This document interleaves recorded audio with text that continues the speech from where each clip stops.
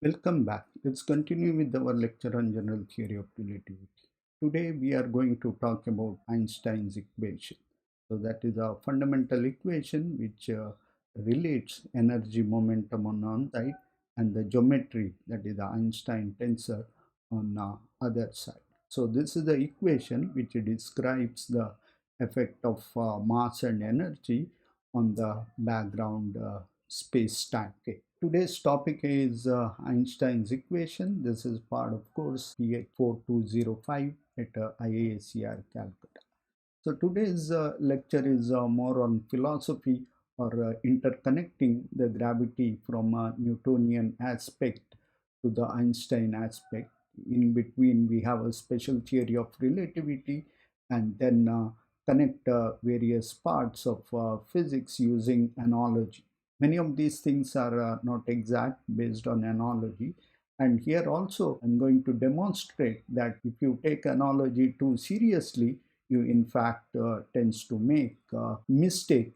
These mistakes are not really conceptual mistake, but these mistakes are rather numerical factors which comes into the calculations. They could differ if you derive your equation based on analogy completely. That is why exact equations are necessary, and how some of these equations can be derived, and there are various aspects to it.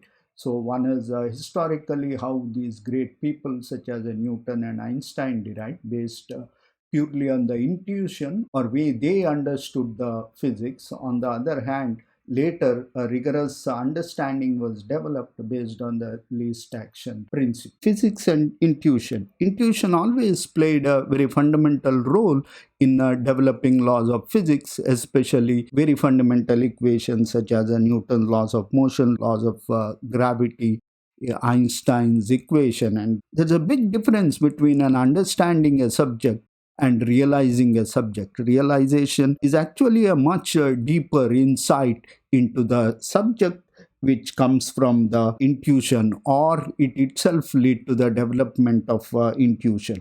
For example, how did the Newton come up with the laws of equation of motion? Prior to that, there was some understanding about the Galilean principle, and however, the Newton came up with the Newton's laws of motion, such as a rate of change of momentum is equal to force, is purely based on his deep insight into the subject, which led to the law of motion. It is same true for the Newton's laws of gravity. One might associate it with the apple or falling of an apple. This would have triggered a realization. Newton, in fact, was thinking about law of gravity, attraction between the moon and earth due to gravity, and the attraction of earth on various terrestrial objects such as an apple which is falling from the tree. He understood there exists a universal nature of forces between them, and that finally led to the writing down the law of gravity. However, now we know that the Newton's laws can be derived based on the least action principle. It is not right order in which a subject has been developed historically. Newton came up with the Newton's laws of motion, and the least action principle was derived based on that. And now we take the least action principle as our fundamental principle to derive most of the physical quantity, with the realization that the nature is an extremely efficient mechanism and want to minimize the use of resources. So this is what is a difference between the formulating algorithm and completely coming up with a new physics based on the intuition. You can apply a least action principle in various ways and get the various laws of physics. However, it is not same as developing something very fundamental such as Newton's laws of motion, for that matter even the Einstein's equation. Einstein himself came up with the Einstein's equation purely from the intuition, not from any least action principle. However, we know that it can also be done based on the least action principle. Before going ahead further, let's try to draw an analogy between the gravity, because this is what would add up and another understanding or the connection between the subject which we are interested in. Now, we are always associating the Maxwell with the electromagnetic field. However, most of the things we see here is developed much before Maxwell. Maxwell actually put everything in order using his understanding of the subject. There is an analogy between the electrostatic and the gravitational force. So both of them can be derived from the Poisson equation connecting to the source or the charge mass density or the electric charge density. The potential in both cases get 1 by r square. But one important difference is that if the equivalence principle is true, the gravity is of a universal nature. That means anything which carrying the mass is influenced by gravity. However, in the case of electromagnetism, to experience an electric or magnetic force, test particle should carry a charge. So that is why it is not universal as gravity. Gravity affects everything which carries the mass. And at that time, there was no clean understanding of what is light is made up of. Newton himself believed that the light is of massless, and if it is massless, it is naturally not affected by the gravity, because gravity influences only mass. So as per the Newton's laws of gravity, the light is not affected by the gravity, so it propagates always in the straight line. Let's focus on our subject. We see analogy between the electrostatic and the gravitational force. Is there any equivalent of magnetic field in the field of gravity? So that is a natural question to ask. You have see electrostatic and gravity nicely falling in shape, and what is magnetic field analogy in the gravity? Now we also see the magnetic field has no charge, and the flow of electric charge, which we call the electric current, produces the magnetic field. So if something similar have to happen in the gravity also, then we cannot actually have a charge corresponding to a magnetic like field in the gravity, but the flow of mass should produce the effect very similar to the magnetic field in the gravity. Do we know anything similar to this in the gravity? And let's have a look at this. One understanding is very clear that the mass flow would give rise to the field similar to the magnetic field. We have seen the static mass producing the effect similar to the electric field. So the flowing mass should produce the effect similar to the magnetic field. Before actually going into it in a little more carefully, let's look at what is called the gravito-magnetic and its correspondence in the fluid dynamics. Let's take an example of a rotating frame or rigidly rotating frame.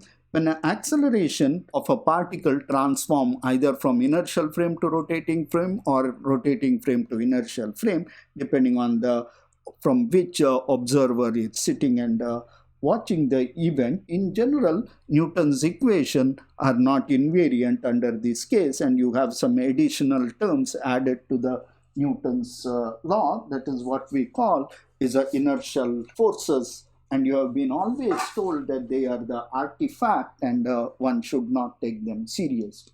Now it is a subject, we are going to take them very seriously. And let's look at the term here. First term is what we have is omega cross V, and the second term is omega cross R. For that matter, let's ignore this term and let's focus on this term. Now you can see the analogy between the magnetic force acting on a particle is a B cross V. And here we see that when we transform to an inertial frame, we get to a force of a nature omega cross V. This is a striking similarity with the magnetic field, where the twice the angular velocity of the rotating frame acts as a magnetic field. It would not be wrong in saying that, because we have a exact correspondence or similar looking equation. However, it is an analogy Then we also have this term that doesn't depend on the velocity at all, so that would be somewhere connected to electric field, and we have already seen that that corresponds to centrifugal force, which is another inertial form, which we can always relate it to gravity, and that is what we are going to do.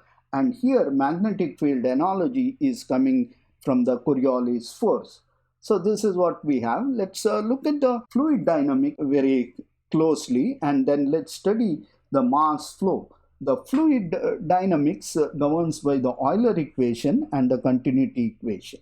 Now we have a Euler equation here given, essentially gives the force per unit volume for a small volume element which we consider moving along the fluid.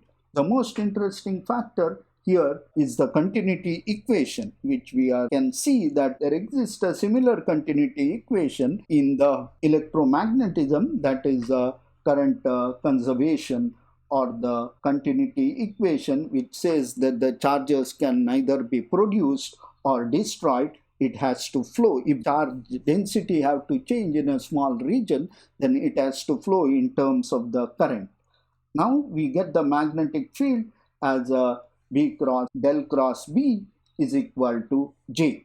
Now if we look at more carefully in this case, the conservation equation here is the mass can neither be created or destroyed, and the rate of change of mass in a small volume element should correspond to the velocity of fluid or the mass current which is flowing in or out from the region. So this is exactly similar in nature, and we can see that with this analogy we can define the mass current density, which is similar to the electromagnetic current density, as a mass density into velocity.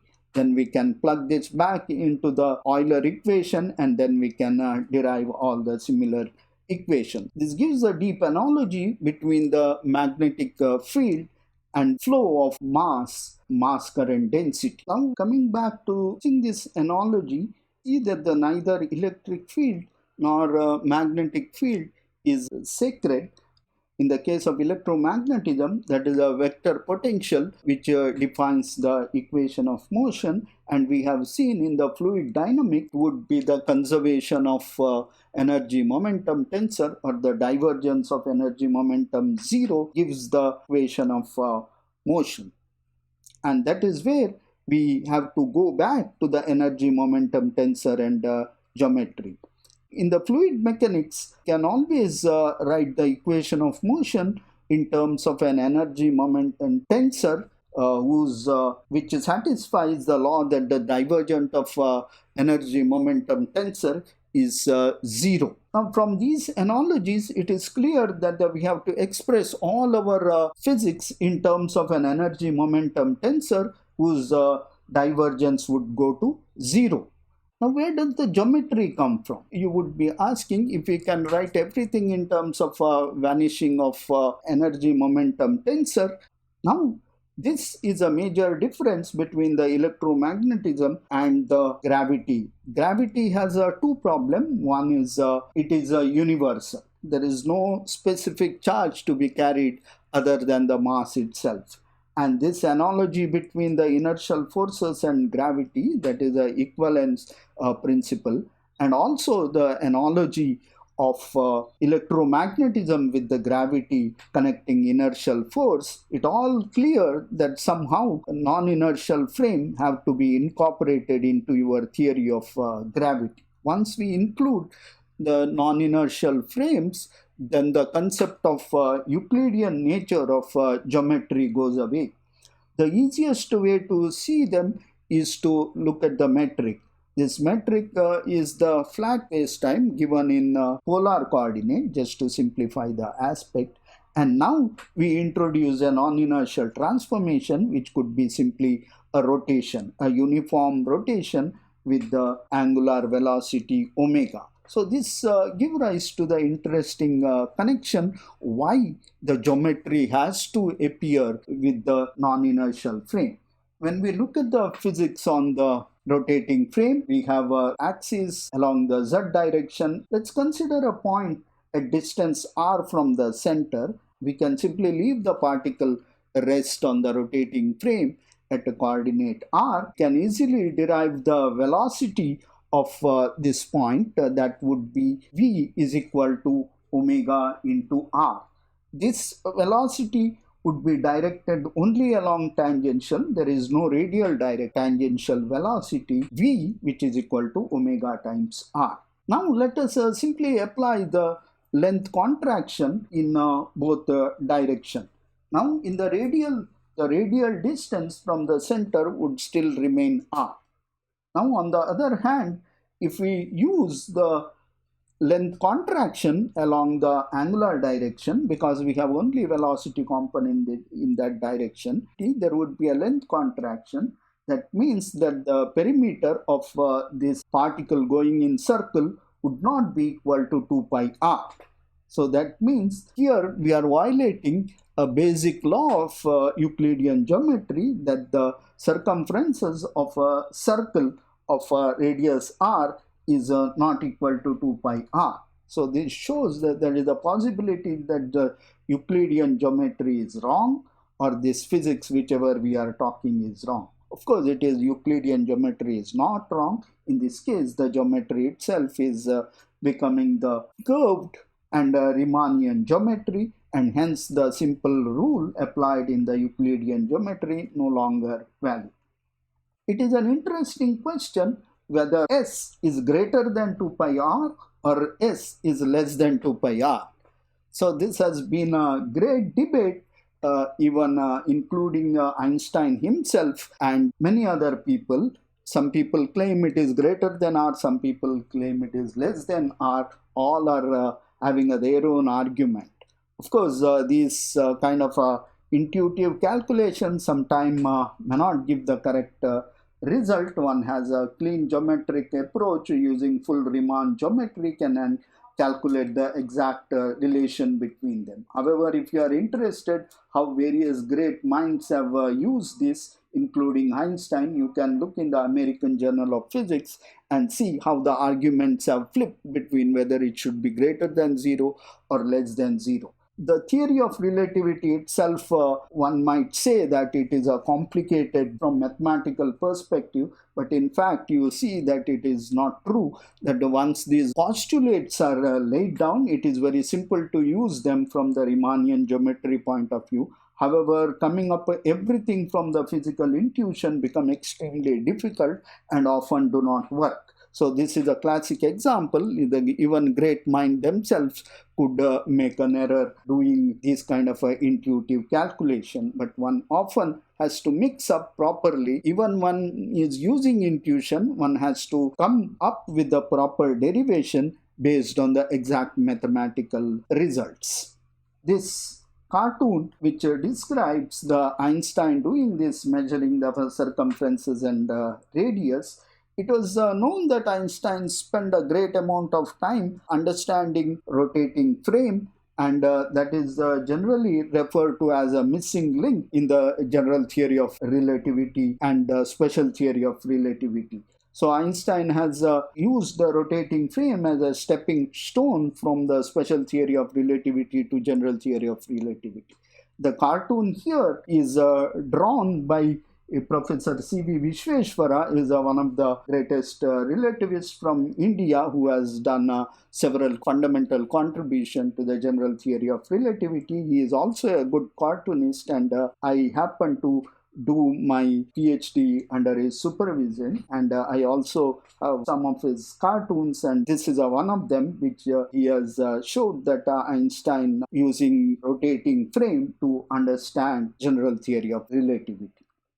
Of course, let's go ahead and do some simple calculation based on our understanding and equivalence principle. Let's do this derivation, put substitute here, and see that we get, and then we get the metric element for rotating frame as 1 minus omega square r square dt square 2 omega r square dt d phi dr square r square d phi square. Now we see that this component depends on the position or the radial coordinate. This makes it the gamma here is a non-zero, and that is what we have is some aspect of a Riemannian geometry.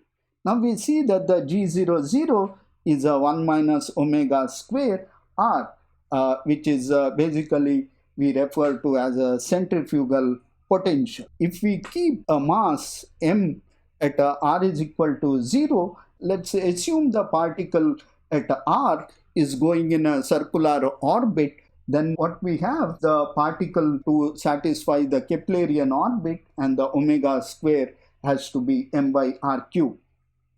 Now we use the concept of equivalence principle, that the small region around the particle, one should not be able to distinguish between the gravitational force which is acting inwards and the centrifugal force which is acting outwards, and they should be same, or in other words we can always equate the centrifugal force to the gravitational potential, and they balancing out to keep the particle in a Keplerian orbit. From this analogy, we get that omega square be replaced by m by r cube, and then what we have is a G00 is approximately 1 minus 2m by r. So this is a gravitational potential of a mass at the location r is equal to 0 on a particle at a distance r. This derivation purely coming from the balancing of centrifugal and gravitational force, and that is what we get this value of the G00 as a 1 minus m by r. In the last tutorial, we have in fact seen that this in fact is not correct, and there is a factor of half which is coming from the linearized theory of gravity. Source-free Einstein's equation is simply equal to Ricci tensor going to 0, and from that approximation we have seen that the G00 is given as a 1 minus 2 phi. That means that there is a factor of 2 difference between this calculation and what is actually coming from the Einstein's equation itself. There would have been a difference between these two values if Einstein stuck only to the analogy, not going through the exact calculation of linearized theory. There would have been a factor of 2 coming around, and all the results would have been wrong. However, Einstein generalized thing in a self-consistent manner, and then you get the Einstein's equation, which can be approximated to get the right factor to match with the Newtonian theory. We have a divergence of energy momentum going to 0. Other side, what we have is an acceleration, which is a Einstein tensor. In the Riemann geometry, we have a Einstein's tensor whose divergence also vanishes, and then we can equate both of them and come up with the Einstein's equation. In fact, Einstein came up with this equation, GAB, which is equivalent to RAB minus half RGAB equal to kappa into TAB. Because if the divergence vanishing, and if you equate the divergence on both sides, you could in fact add a constant to it, and that is a famous cosmological constant, and this would result in the equation that the RAB equal to minus half R into GAB plus a constant lambda into GAB is equal to kappa into TAB. So this is a kind of an equation we could have got in, but however in the first step Einstein assumed the cosmological constant to be 0, and later he added it for a certain cosmological model to get the steady state solution to the universe. However, he later realized that that is not a proper way of doing. The cosmological constant have a property that it comes and goes out throughout the history, and currently it is assumed to be non-zero based on the cosmological model. Now Einstein came up at this equation completely based on the intuition that the divergence of energy momentum tensor goes to 0, and in the Riemann geometry we have a second rank symmetric tensor whose divergence also is 0, and then he equated both of them and got the equation of motion, which we call the Einstein's equation, which tells how the geometry relate to matter. Einstein tensor is written in terms of the Ricci tensor, which is a contracted Riemann tensor, which can be related to the Christoffel symbol gamma. That is where the nonlinearity comes. The Riemann tensor has a product of a Christoffel symbol, which gives rise to nonlinearity of Einstein's equation. And Christoffel symbols can be connected to the first derivative of the metric tensor, and this finally can be written as a second order nonlinear differential equation in terms of the metric component. So we have a 10 equation because of the symmetric nature of Einstein tensor connecting the energy momentum tensor and the metric tensor. This is a partial nonlinear second order differential equation. There is no clean way of solving this equation. Now we can look at the Newtonian limit when the particles are moved at the speed very small than the velocity of light. When the gravity is not very strong, then we can write GAB as a eta AB, which is a Minkowskian metric plus a small perturbation. Now in the tutorial we have seen that we are assuming only H00 is not 0 and the rest of HAB is 0. That is an approximation.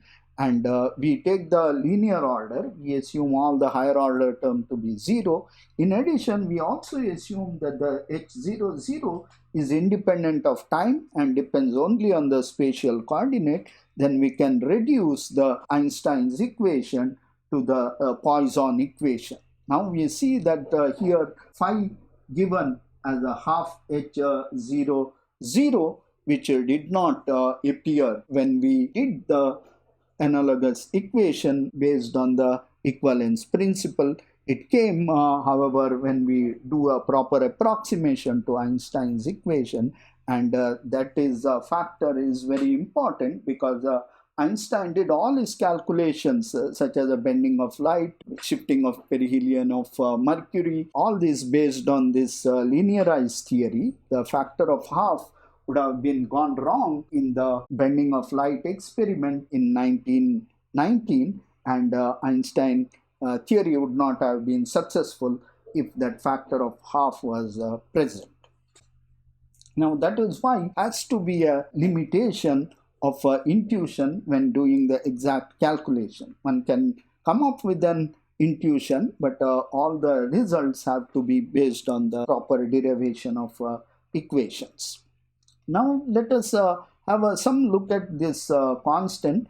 By this analogy, we can compare this Poisson equation with Newtonian equation, and then we can come up with the constant is equal to 8 pi g by c to the power 4. We often don't see them because we often take c is equal to constant for convenience, but one can put c in the equation of metric, and then one can get the values of c in the right order, and g would come from the Poisson equation relating to the density and the gravitational potential, and then one can arrive at this constant kappa, which is mainly derived from Einstein's equation under linearized theory matching with the Newtonian theory. So now the coupling constant in this case turns out to be 8 pi g by c to the power 4. Now let's get some numeric value. In the MKS unit, g happens to be 10 to the power minus 11 and c happen to be 10 to the power 8, and the fourth power comes to be 10 to the power 32, and together it comes about of the order of 10 to the power minus 43. So that is why you can see that the coupling between the geometry and the energy momentum tensor is of the order of 10 to the power minus 43. So that is why you need a very large density to make a substantial change in the Riemann curvature of a geometry. Otherwise space-time would more or less remain flat. Now let's go one step ahead and let's do some convenience. We have seen earlier in special theory of relativity, when we took c is equal to 1, which has a unit of distance by time. When we set that to 1, we have a distance and time measured in the same unit, and that is what we call space and time getting combined. You can measure distance in time or time in space. It is like saying how far is your house. You say about 1 hour. Okay, when you say 1 hour, you have to say it is by train by plane or by walking. Now we don't have that kind of a confusion because velocity of light is a universal constant. It doesn't depend on you go north, south or east, west or any other direction. So when you say that it takes about 4 seconds, your house is about 4 seconds, the distance is clearly mentioned. So you can have a relation between the space and time when you assume c is equal to 1. Let's look at the dimensions of G. Dimensions of physical quantity is usually given by this square bracket, which is given by length, mass and time. So this is what we get the value of G. In terms of this, in terms of units, you have a meter cube divided by second square by kg. Now if we use a special theory of relativity, c is equal to 1, we have a L is equal to T, and then unit of G comes out to be L by M. Now if we also set G is equal to 1, then we have an interesting unit here. Length and mass becomes of same unit. Of course, length is already equal time. Then we have a length, time and mass in the same unit, and we can interchangeably use them as we wish. For example, we can measure distance in the unit of mass. That is what we do. We say that the Schwarzschild radius at r is equal to 2m. That means we are using mass as measuring the distance. We can use time to measure mass also as a length. We can say that the solar mass is 10 to the power minus 31, or we can use solar mass as 1.5 kilometers. So this is all referred to same. It's said that general relativists can give their weight, their height and their age all in single unit in their matrimonial. For example, you can say that your weight is about 60 kg and your length also can be converted to kgs by taking G and C is equal to 1, and your age is also can be written in terms of kg. If that is not convenient to you, you want to highlight your age as a main criteria, then you can write your age in seconds, then your weight in seconds and your length also in seconds. All these unit you can interchange and write in one suitable quantity which you want to highlight or most fundamental to you. So that is also you can do when it comes to black hole. You can refer their mass in terms of seconds or their radius in terms of mass, and all this interconnection is possible. Let's look at the more on solving of Einstein's equation in the next video. Let me stop here and continue in the next lecture.